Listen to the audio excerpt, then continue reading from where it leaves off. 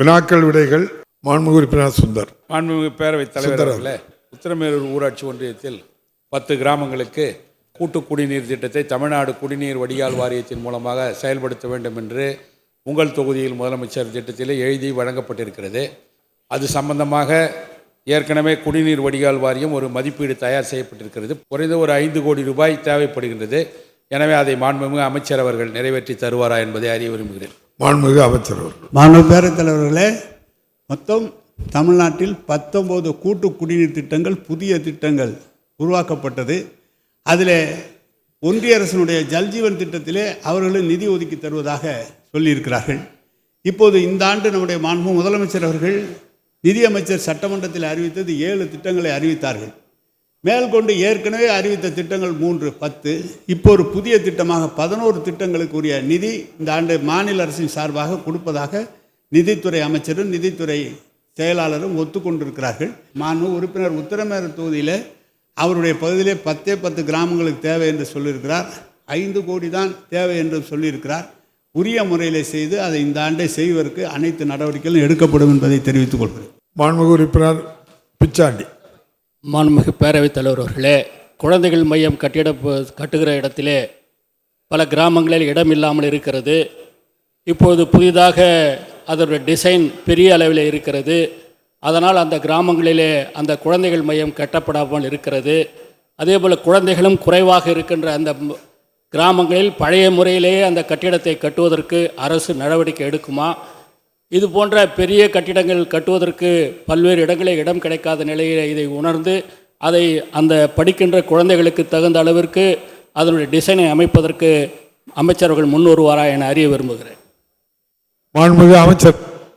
புதிய கட்டிடம் கட்ட இடம் இல்லாத சூழ்நிலையில் நம்ம பழைய கட்டிடத்தை இடித்து கட்டுவதற்கு அனுமதி தருகிறோம். அதுபோல் இப்போ உள்ள டைப் டிசைன் படி கட்டாமல் நமக்கு கொஞ்சம் இடம் தான் இருக்குன்னா அந்த கொஞ்சம் இடத்துக்குள்ளே ஒரு டிசைன் பண்ணி கட்டிக்கலாம். அதற்கும் நிச்சயமாக நாங்கள் அனுமதி தருகிறோம். அதை நீங்கள் தெரிவுபடுத்தும் போது அனுமதி அளிக்கப்படும். மாண்புமிகு உறுப்பினர் என் அசோக்குமார். மாண்புமிகு பேரவைத் தலைவர் அவர்களே, பேராவூரணி சேதுவாசத்திரம் கடற்கரையில் அமைந்துள்ள அழகிய கடற்கரையான புதுப்பட்டினம் கடற்கரைக்கு தினந்தோறும் 2000 பேர் வருகை தந்து அந்த கடற்கரையின் அழகை ரசிக்கின்றார்கள். அதனை சுற்றுலா தலமாக மாற்றி தரப்படுமா என்று தங்கள் வாயிலாக மாண்புமிகு அமைச்சர் அவர்களை கேட்டுக்கொள்கிறேன். மாண்புமிகு அமைச்சர் அவர்கள். மாண்புமிகு பேரவைத் தலைவர் அவர்களே, புதுப்பட்டினம் கடற்கரை குறித்து சுற்றுலாத்துறையின் சார்பிலே ஆய்வு மேற்கொள்ளப்பட்டிருக்கிறது. அது குறித்து தேவையான நடவடிக்கைகளை எடுப்பதற்கான முயற்சிகள் மேற்கொள்ளப்பட்டிருக்கிறது. நிதிநிலைக்கேற்ப மாண்புமிகு உறுப்பினர் அவருடைய கோரிக்கை பரிசீலிக்கப்படும் என்பதை மாண்புமிகு பேரவைத் தலைவர் வாயிலாக தெரிவித்துக் கொள்கிறேன். மாண்புமிகு உறுப்பினர் இ. கருணாநிதி. மாண்புமிகு பேரவைத் தலைவர் அவர்களே, பல்லாவரம் தொகுதி சென்னை மீனம்பாக்கம் விமான நிலையம் அண்ணாவின் பெயரிலும் காமராஜ் பெயரிலும் உள்ளது. அந்த விமான நிலையத்தில் வருகின்ற பயணிகள் எல்லாம் வசதியாக செல்வதற்காக கோயம்பேட்டிற்கும் கிளாம்பாக்கத்துக்கும் புதிய பேருந்து இயக்கப்படுமா என்பதை தங்கள் மூலம் அறிய விரும்புகிறேன். மாண்புமிகு அமைச்சர். மாண்புமிகு பேரவைத் தலைவர் அவர்களே, மீனம்பாக்கம் விமான நிலையத்தை பொறுத்தவரை கடந்த மழை வெள்ள காலங்களில் அவர்கள் கோரிக்கை வைத்து அங்கே பேருந்துகளை இயக்கக்கூடிய சூழல் ஏற்பட்டது. நிரந்தரமாக பேருந்துகளை இயக்க வேண்டும் என்பது மாண்புமிகு உறுப்பினருடைய கோரிக்கை. நிச்சயமாக விரைவாக நடவடிக்கை எடுக்கப்படும். மாண்புமிகு உறுப்பினர் காதர் பாட்சா இந்த முத்துராமலிங்கம். மாண்புமிகு பேரவைத் தலைவர் அவர்களே, நாளை மறுநாள் 4/4/2025 அன்று அருள்மிகு திரு உத்தரகோசமங்கை கோயில் குடமுழுக்கு விழா இருக்கிறது. அதில் தமிழுக்கு முக்கியத்துவம் கொடுக்கப்படுமா என்பதை தாங்கள் வாயிலாக அறிய விரும்புகிறேன். மாண்புமிகு அமைச்சர். மாண்புமிகு பேரவைத் தலைவர் அவர்களே, உத்தரகோசமங்கை திருக்கோயில் என்பது முதலில் சிவனுக்காக கோயில் கட்டப்பட்ட ஒரு திருக்கோயில் ஆகும். இந்த திருக்கோயிலுக்கு 4ஆம் தேதி குடமுழுக்கு நடைபெற இருக்கின்றது. ஒரு 110 ஓதுவார்கள் இந்து சமய அறநிலையத்துறையின் சார்பிலே இன்றைக்கு இருக்கின்றார்கள். இந்த 110 ஓதுவார்களில் 45 ஓதுவார்கள் இந்த திராவிட மாடல் ஆட்சி ஏற்பட்ட பிறகுதான் பணி நியமனம் செய்யப்பட்டிருக்கின்றார்கள். அதில் இன்னொரு குறிப்பிட்டு சொல்ல வேண்டும் என்றால் 11 ஓதுவார்கள் முதலில் பெண் ஓதுவார்களை நியமித்த ஆட்சி மாண்புமிகு திராவிட மாடல் ஆட்சி. ஆகவே அவர் கோரிய திருக்கோயில் மட்டுமல்லாமல் அன்றைக்கு 3 திருக்கோயில்களில் குடமுழுக்கு நடைபெறுகின்றது. இந்த 3 திருக்கோயில்களிலும் அன்னை தமிழிலும் இந்த திருக்கோயிலுடைய குடமுழுக்கு நடத்தப்படும். அதோடு மட்டுமல்லாமல் 100க்கும் மேற்பட்ட ஓதுவார்கள் இந்த குடமுழுக்கிலே ஓதுவார்கள், அதில் பெண்களும் ஓதுவார்கள் என்ற ஒரு நிலைப்பாட்டினை மாண்புமிகு பேரவையின் தலைவர் வாயிலாக மாண்புமிகு உறுப்பினருக்கு தெரிவித்துக் கொள்கிறேன். அரசினர் தனி தீர்மானம். மாண்புமிகு முதலமைச்சர் அவர்கள்.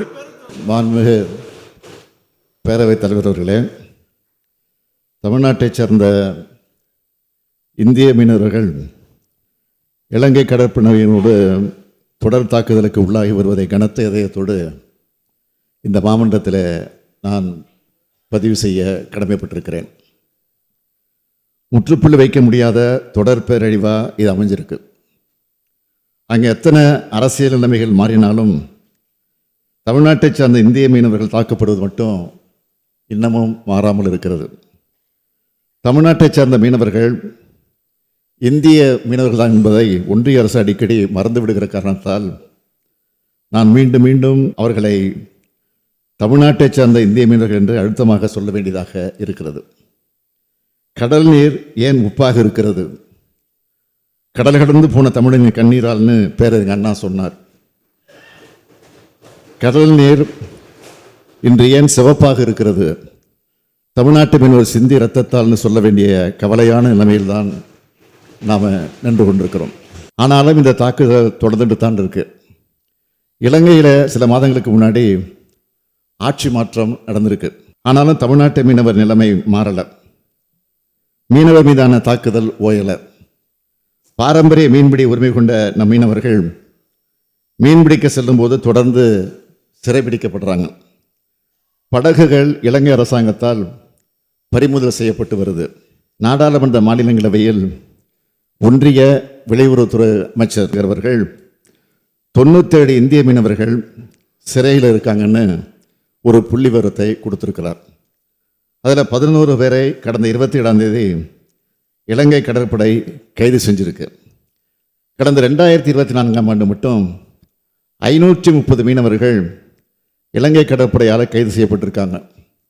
அமைச்சர் சொன்ன கணக்குப்படி பார்த்தீங்கன்னா ஒரு நாளைக்கு 2 மீனவர்களை கைது செஞ்சுருக்கிறாங்க.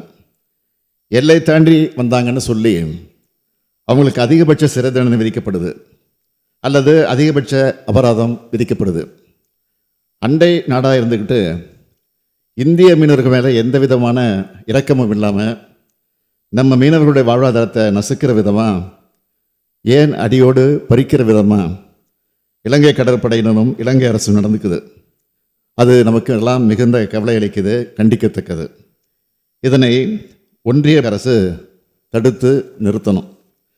இந்த பிரச்சனைக்கு தீர்வு காண்றது சவாலாக இருக்குன்னு ஒன்றிய அமைச்சர் அவர்கள் சொல்லியிருக்கிறார். வேறொரு மாநில மீனவர்கள் இப்படி தொடர் தாக்குதலுக்குள்ளானா இப்படித்தான் வேடிக்கை பார்த்துட்டு இருப்பாங்களா? தமிழ்நாட்டு மீனவர்கள் தாக்கப்படுறது குறித்து தமிழ்நாடு அரசு சார்பில் நான் தொடர்ந்து கடிதம் எழுதி கொண்டு வருகிறேன். இது வரைக்கும் மீனவர்கள் கைது தாக்குதல் குறித்து 74 கடிதங்களை ஒன்றிய வெளியுறவுத்துறை அமைச்சருக்கும் மாண்புமிகு பிரதமர் அவர்களுக்கும் எழுதியிருக்கிறேன். பிரதமர் அவர்கள் நேரில் சந்திக்கிற போதெல்லாம் இது குறித்து வலியுறுத்தி சொல்லியிருக்கிறேன். இரு நாட்டு மீனவர்களுக்கு இடையான பேச்சுவார்த்தையில் ஆக்கப்பூர்வமான முடிவு எட்டப்பட இயலாமல் கடந்துக்கிட்டு இருக்கு. கடிதம் எழுதுனா விடுவிக்கிறது, பிறகு கைது செய்கிறதுன்னு இலங்கை அரசோட நடவடிக்கை தொடர்ந்துக்கிட்டே இருக்கிறதுனால தமிழ்நாட்டு மீனவர்களுடைய வாழ்வாதாரம் மிகவும் பாதிக்கப்படுது. மீன்பிடி தொழிலில் பாதிக்கப்பட்டு பாரம்பரிய மீன்பிடி உரிமை கேள்விக்குறியாகி கடலுக்கு சென்றால் பத்திரமாக வீடு திரும்புவார்களா நம் சொந்தங்கள்னு குடும்பத்தினர் மீளா கவலையில் மூழ்கியிருக்க வேண்டிய துயர நிலை ஏற்பட்டிருக்கு. எவ்வளவு காலத்துக்கு இதை சகிச்சுக்கிட்டு இருக்க முடியும்? இது போன்ற சிக்கலுக்கு நிரந்தர தீர்வு காண கச்சத்தீவு மீட்பே மிக சரியான வழி என்பதை இம்மாவட்டத்தின் வாயிலாக மீண்டும் வலியுறுத்திட விரும்புகிறேன். மாண்புமிகு பேரவைத் தலைவர் அவர்களே, கச்சத்தீவு விவகாரத்தை பொறுத்த வரைக்கும் கச்சத்தீவை மாநில அரசு தான் இலங்கைக்கு அளித்தது என்பது போல ஒரு தவறான தகவலை பரப்பி அரசியல் செய்வது அரசியல் கட்சிகளுக்கு வழக்கமாகிவிட்டது. ஆனால் அரசியல் ஆதாயத்துக்காக கட்சிகள் செய்யும் அந்த அதே தவிர ஒன்றிய அரசு செய்வது வருந்தத்தக்கது, ஏற்க முடியாதது. கச்சத்தீவை பொறுத்த வரைக்கும் அந்த தீவை கொடுத்து ஒப்பந்தம் போட்ட போதே முதலமைச்சராக இருந்த கலைஞர் அவர்கள் கடுமையாக எதிர்த்தார்கள். தமிழ்நாட்டு மக்கள் அதை விரும்ப மாட்டாங்கன்னு எடுத்து சொல்லியிருக்கிறார். கச்சத்தீவு இலங்கைக்கு அளிக்கப்படக்கூடாதுன்னு அழுத்த நிறுத்தமாக வாதிட்டு இருக்கிறார். அன்றைக்கு இருந்த திமுக எம்பிக்கள் நாடாளுமன்றத்திலே கடுமையாக எதிர்த்திருக்கிறாங்க. அதையும் மீறி கச்சத்தீவு ஒப்பந்தம் கையெழுத்தானவுடன் மறுநாளே அனைத்து கட்சி கூட்டத்தை தலைமைச் செயலகத்தில் கூட்டி இதை கண்டித்து தீர்மானம் நிறைவேற்றி அன்றைய தினமே பிரதமருக்கும் கடிதம் எழுதினார். அந்த கடிதத்தில் தமிழ்நாடு அரசின் தமிழ்நாட்டு மக்களின் எதிர்ப்பை பிரதமருக்கு தெரிவிச்சிருக்கிறத இங்கே நான் சுட்டிக்காட்ட விரும்புகிறேன். அப்போவே இந்தியாவுக்கு சொந்தமானதும் தமிழ்நாட்டுக்கு நெருங்கிய உரிமைகள் கொண்டதுமான கச்சத்தீவு பிரச்சனையில் மத்திய அரசு எடுத்துள்ள முடிவு பற்றி இந்த பேரவை தனது ஆழ்ந்த வருத்தத்தை தெரிவித்துக் கொள்கிறது.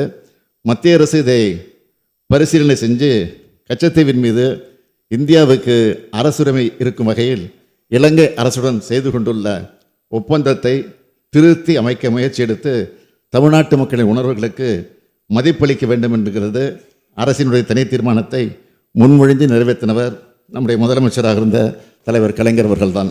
கச்சத்தீவை மீட்கவும் கச்சத்தீவில் இருக்கிற இந்திய மீனவர்களுடைய பாரம்பரிய மீன்பிடி உரிமையை நிலைநாட்டவும் தொடர்ந்து பல்வேறு முயற்சிகளை திராவிட முன்னேற்ற கழக அரசு எடுத்து வந்திருக்கு. கழக ஆட்சியில் இருக்கும் போதெல்லாம் ஒன்றிய வெளியுறவுத்துறை அமைச்சருக்கும் பிரதமருக்கும் கடிதங்கள் எழுதி தமிழ்நாட்டு மீனவர்களோட பாரம்பரிய மீன்பிடி உரிமையை மீட்க வலியுறுத்தி வந்திருக்குன்னு தெரிவிச்சுக்க விரும்புகிறேன். ஏற்கனவே முன்னாள் முதலமைச்சர் அம்மையார் அவர்கள் முதலமைச்சராக இருந்தப்போ கச்சத்தீவை திரும்ப பெற இந்த அவையில் தீர்மானம் நிறைவேற்றப்பட்டு ஒன்றிய அரசுக்கு வலியுறுத்தப்பட்டிருக்கிறது. நான் முதலமைச்சராக பொறுப்பேற்ற பிறகு மாண்புமிகு பிரதமர் அவர்கள் முதல்ல தமிழ்நாட்டுக்கு வந்தப்போ கச்சத்தீவை திரும்ப பெற நான் வலியுறுத்தி குறிப்பிட்டு காட்டியிருக்கிறேன். பிறகு மாண்புமிகு பிரதமருக்கு எழுதின கடிதத்தில் வரலாற்று ரீதியாக கச்சத்தீவு இந்தியாவின் ஒரு அங்கமாக இருக்கிறது. தமிழ்நாடு மீனவர்கள் பாரம்பரியமாக கச்சத்தீவை சுற்றி மீன்பிடித்துள்ளார்கள். மாநில அரசின் ஒப்புதலின்றி கச்சத்தீவு இலங்கைக்கு மாற்றப்பட்டதால் தமிழ்நாட்டு மீனவர்களின் உரிமைகளும் வாழ்வாதாரமும் பாதிக்கப்பட்டுள்ளது என்பதை மேற்கோள் காட்டி கச்சத்தீவை திரும்ப பெற வேண்டும். அதுவே தமிழ்நாட்டு மீனவர்களுக்கு நிரந்தர தீர்வாக அமையும்னு அதுவரை தமிழ்நாட்டு மீனவர்களின் பாரம்பரிய மீன்பிடி உரிமையை மீட்டுக் கொடுங்கள் அப்படின்னு கேட்டுக்கிட்டேன். ஒன்றிய வெளியுறவுத்துறை அமைச்சர் அவர்களுக்கும் கடிதம் மூலம் கச்சத்தீவு பிரச்சனையும் தமிழ்நாடு மீனவர்களின் மீன்பிடி உரிமையையும் வலியுறுத்தி இருக்கிறேன். ஆனால் இன்று வரை கச்சத்தீவு மீட்பது குறித்து ஆக்கப்பூர்வமான நடவடிக்கைகள் எடுக்கலை என்பதை நான் வேதனையோடு இங்கே குறிப்பிடுகிறேன். ஆகவே இந்த சூழலில் தமிழ்நாட்டு மீனவர்கள் மீன்பிடிக்க செல்லும் போது இலங்கை கடற்படையினரால் கடும் தாக்குதலுக்கு உள்ளாவது, படகுகள் பறிமுதல் செய்யப்படுவது, கடும் அபராதம் விதிக்கப்படுவது போன்றவற்றிலிருந்து தமிழ்நாட்டு மீனவர்களை பாதுகாக்கவும் விரைவில் இலங்கை செல்லும் பிரதமர் அவர்கள் தமிழ்நாட்டு மீனவ பிரச்சனைக்கு நிரந்தர தீர்வு காணவும் கச்சத்தீவை மீட்கும் ஆக்கப்பூர்வமான நடவடிக்கைக்கும் பேச்சுவார்த்தை நடத்திட வேண்டும் என்று தமிழ்நாடு சட்டமன்றம் விரும்புகிறது. இதனை அடிப்படையாக கொண்ட தீர்மானத்தை நான் முன்மொழிகிறேன். தீர்மானம்: தமிழ்நாட்டு மீனவர்களின் பாரம்பரிய மீன்பிடி உரிமைகளை நிலைநாட்டிடவும், இலங்கை கடற்படையால் தமிழ்நாட்டு மீனவர்களுக்கு ஏற்படும் அனைத்து இன்னல்களை போக்கிடவும் கச்சத்தீவை மீண்டும் பெறுவதே நிரந்தர தீர்வாக அமையும். இதனை கருத்தில் கொண்டு இந்திய இலங்கை ஒப்பந்தத்தை மறுபரிசீலனை செய்து கச்சத்தீவை திரும்பப் பெறுவதற்கான அனைத்து நடவடிக்கைகளையும் ஒன்றிய அரசு உடனடியாக மேற்கொள்ள வேண்டும் என்றும், அரசு முறை பயணமாக இலங்கை செல்லும் மாண்புமிகு இந்திய பிரதமர் அவர்கள் அந்நாட்டு அரசுடன் பேசி இலங்கை சிறையில் வாடும் நம் நாட்டு மீனவர்களையும் அவரது படகுகளையும் நல்லெண்ண அடிப்படையில் விடுதலை செய்து மீட்டு கொண்டு வர வேண்டும் என்று இப்பேரவை வலியுறுத்துகிறது என்ற தீர்மானத்தை நான் முன்மொழிகிறேன். தமிழ்நாட்டை சார்ந்த இந்திய மீனவர்கள் நலன் கருதி அனைத்து கட்சிகளும் ஒருமனதாக இந்த தீர்மானத்தை நிறைவேற்றி தர வேண்டுகிறேன். நன்றி, வணக்கம். நாளை காலை 9:30 மணிக்கு மீண்டும் சட்டமன்றம் கூடும். நன்றி, வணக்கம்.